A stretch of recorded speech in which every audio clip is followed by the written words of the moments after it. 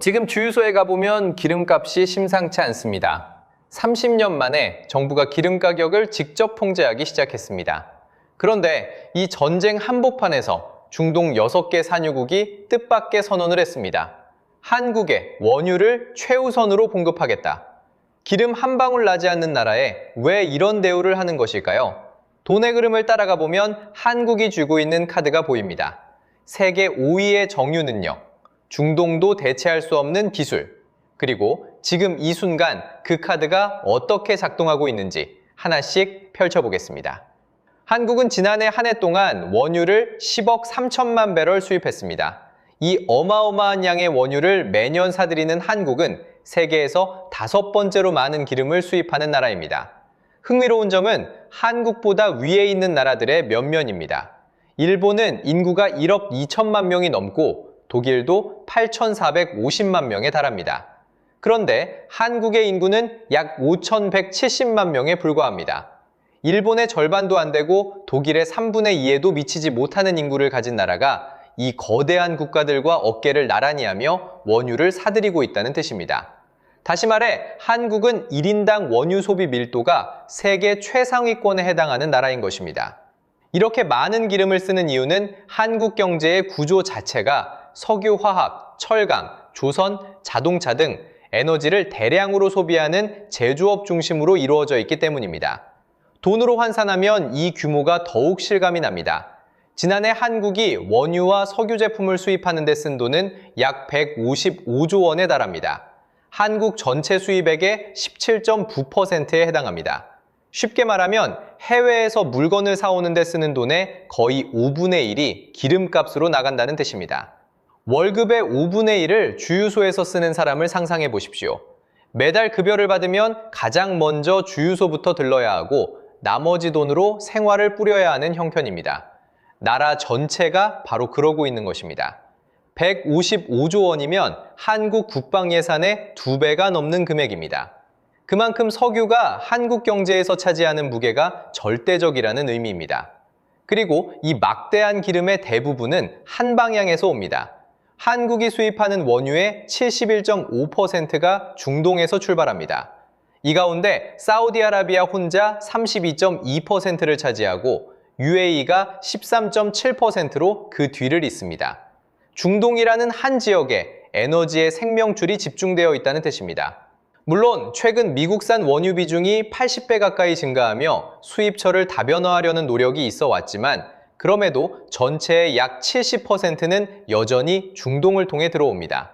10년 전 86%에서 다소 줄어들었다고는 하나 여전히 압도적인 수준입니다. 만약 중동에서 전쟁이 퍼지거나 원유 수송로가 막히면 한국 경제는 곧바로 큰 타격을 받을 수밖에 없는 구조입니다. 공장이 멈추고 물류가 막히고 기름값이 치솟는 연쇄 반응이 시작될 수 있다는 뜻이기도 합니다. 누가 보더라도 한국은 산유국들 앞에서 고개를 숙여야 하는 처지로 보일 것입니다. 그런데 여기서 시선을 뒤집어 보겠습니다. 한국은 을이 아닙니다. 한국의 정제설비 능력은 하루 약 350만 배럴입니다. 이 수치가 세계에서 어디에 해당하는지를 보면 한국의 위상이 드러납니다. 미국이 1806만 배럴로 1위이고 그 뒤를 중국, 러시아, 인도가 있습니다. 그리고 한국이 5위에 올라 있습니다. 여기서 주목할 점은 한국 위에 있는 네 나라 모두 땅에서 기름이 나오는 산유국이라는 사실입니다. 자국에서 원유를 생산하고 자국 정유소에서 처리하는 구조를 갖추고 있습니다. 그런데 기름이 한 방울도 나지 않으면서 이 자리에 올라 있는 나라는 세계에서 한국이 유일합니다. 심지어 경제 규모가 훨씬 큰 일본의 정제 능력은 316만 배럴로 한국보다 낮습니다. 일본은 인구 감소와 내수 소비 둔화로 정유 설비를 오히려 줄여가고 있는 반면 한국은 수출을 통해 설비를 계속 가동하며 규모를 유지해온 것입니다. 공장 하나하나의 규모는 더욱 놀랍습니다. 세계에서 가장 큰 단일 정유 공장 6곳의 목록을 펼쳐보겠습니다. 1위는 인도 장나가르로 하루 124만 배럴을 처리합니다. 2위는 베네수엘라 파라구아나로 97만 배럴 규모입니다. 3위가 바로 한국의 SK에너지 울산 공장으로 하루 84만 배럴을 처리합니다. 84만 배럴이 어느 정도인지 가늠해 보겠습니다. 200리터짜리 드럼통으로 환산하면 약 670만 개에 해당하는데 이 드럼통을 일렬로 세우면 서울에서 부산까지 거리를 여러 번 왕복할 수 있는 양입니다. 4위는 UAE 루아이스 공장으로 83.7만 배럴인데 한국 SK울산이 이보다 위에 있습니다. 5위는 한국의 GS칼텍스 여수 공장으로 하루 80만 배럴, 6위권에는 역시 한국의 S-오일 온산 공장이 66.9만 배럴 규모로 이름을 올리고 있습니다.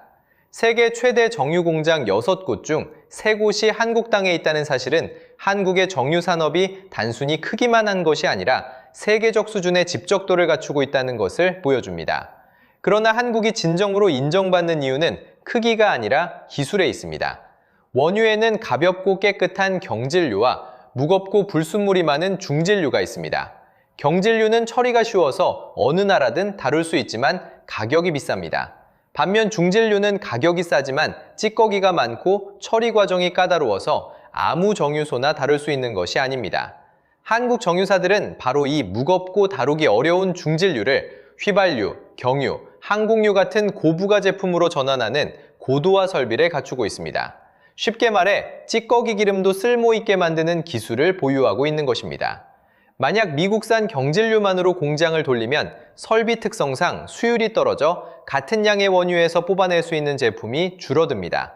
한국의 정유시설은 중동산 중질류에 최적화되어 설계되었기 때문에 중동의 무거운 기름이 한국 공장을 만나야 비로소 최고의 가치를 발휘하게 되는 구조입니다.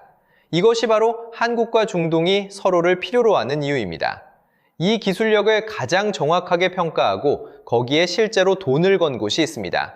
사우디아라비아의 국영 석유 기업 아람코입니다. 아람코는 한국의 S-오일 지분 63.41%를 보유한 최대 주주입니다.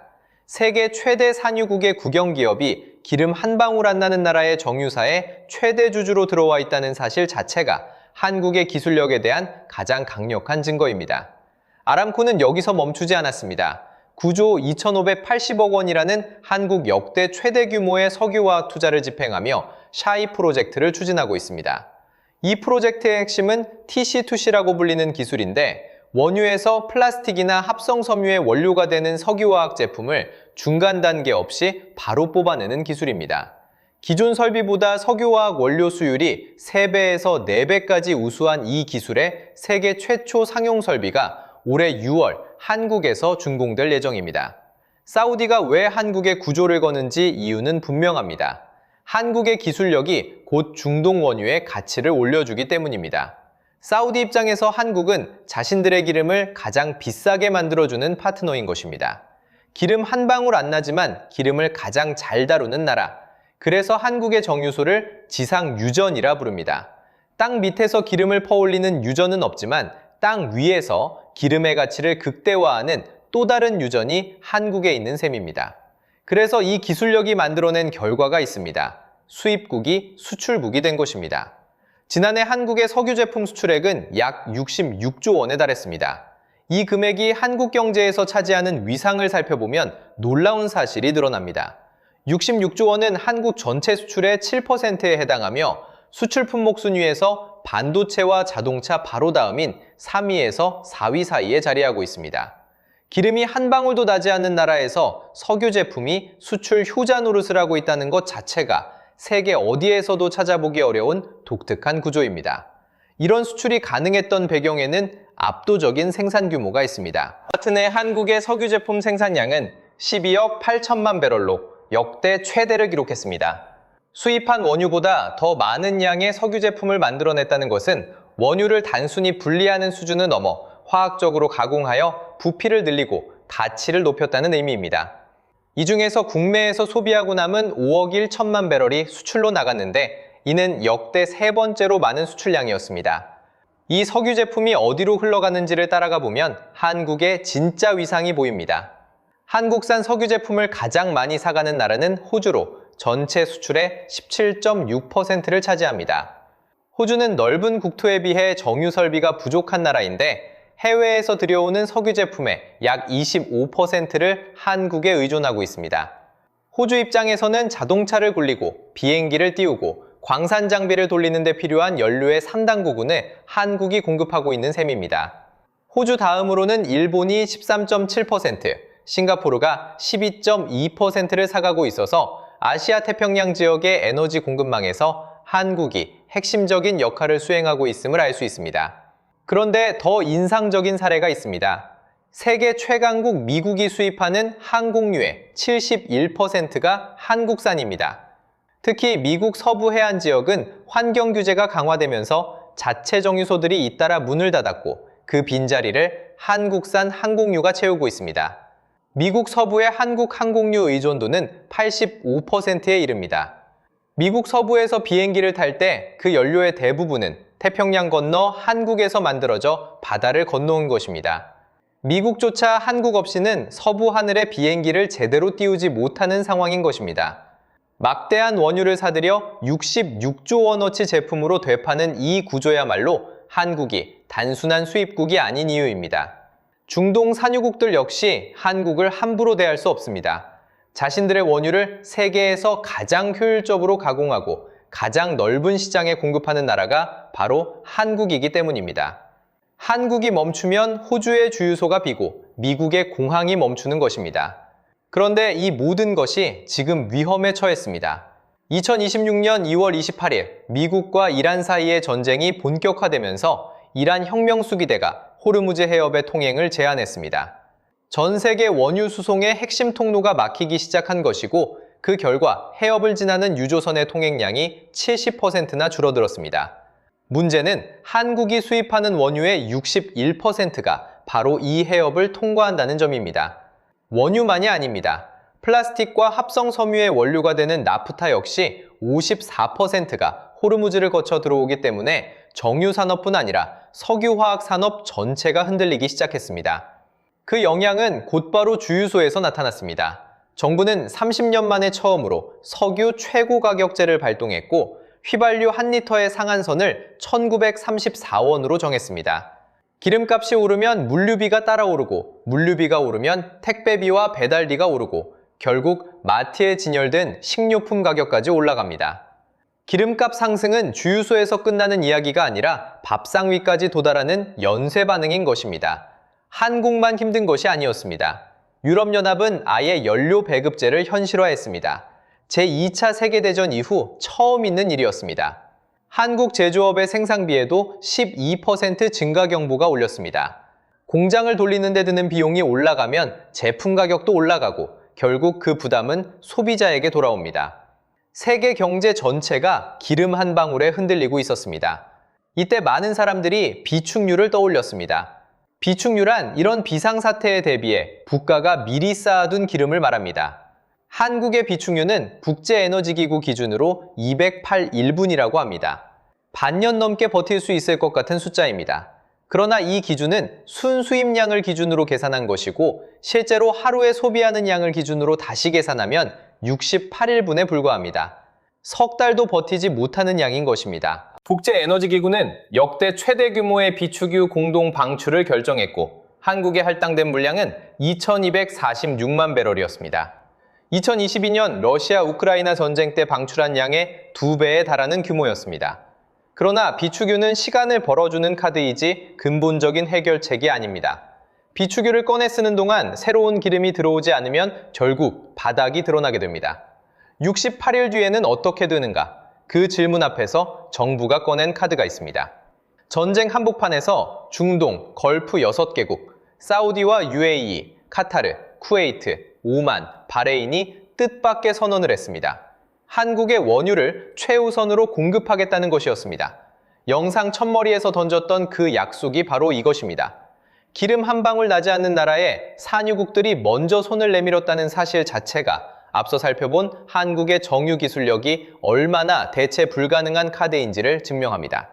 정부도 즉각 움직였습니다. 4월 7일 강훈식 대통령 비서실장이 카자흐스탄과 오만, 사우디를 향해 긴급 출국했습니다. 호르무즈를 거치지 않는 대체 원유를 확보하기 위한 특사 외교였고 그 결과 17개국을 대상으로 약 5천만 배럴의 대체 원유를 확보했습니다.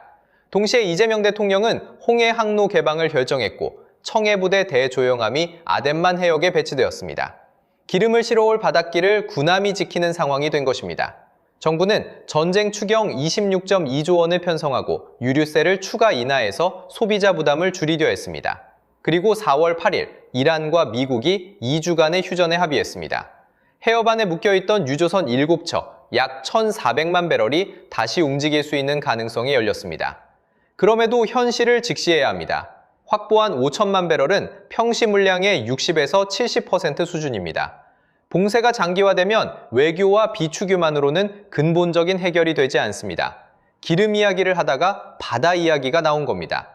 에너지 안보와 국방은 결국 하나로 이어집니다. 기름 한 방울 안 나지만 세계 5위의 정유 강국, 그 힘이 호르무즈 봉쇄 앞에서 시험받고 있고 기름을 실어오는 바다를 지키는 일은 아직 숙제로 남아 있습니다. 이 상황에서 한국은 어떤 선택을 해야 할까요? 여러분의 생각을 댓글로 남겨주십시오.